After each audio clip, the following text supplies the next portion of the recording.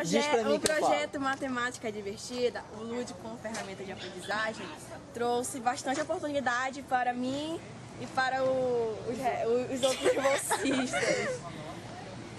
Melhorei na aprendizagem. O projeto ele trouxe oportunidade para várias pessoas que não gostavam muito de matemática, igual eu, né? Principalmente para nós. Tipo, o projeto tá levando para a comunidade, para o povo saber mais e tal, e etc. São jogos que as pessoas de antigamente gostavam de brincar, amarelinha. A gente reformulou esses jogos. Jogo da vovó. A gente reformulou esses jogos e botamos a matemática nele. Aí assim a gente atraiu várias pessoas. Vai servir de aprendizado para nós, estamos no nono ano, estamos saindo da escola Ulisses Guimarães.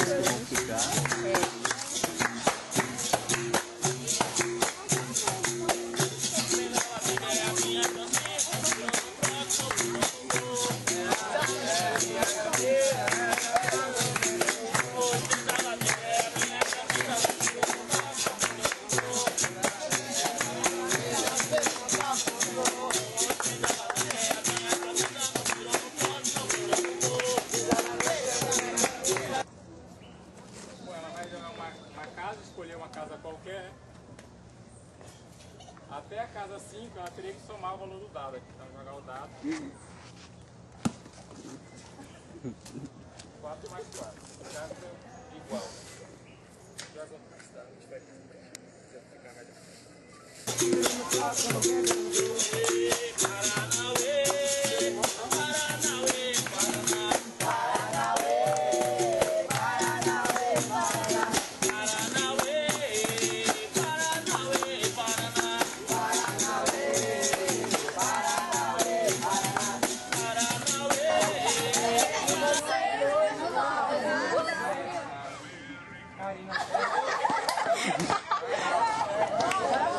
Boa tarde. Resultados. Cadê o outro dado? Saindo aqui, faz a apresentação do nosso projeto, nome Matemática Divertida. Aqui é o caso de fazer a atividade de inspeção e ao mesmo tempo tem uma aprendizagem. Dentro de alguns jogos que nós adaptamos para aprender matemática, nós temos aqui nosso exemplo da amarelinha e um jogo da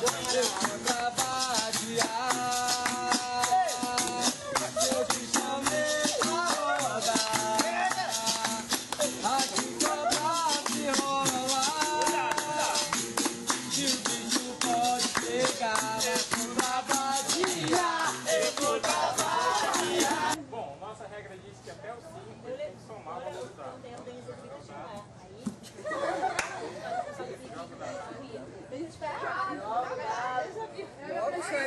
Ele tá analisando. Tá aqui para ele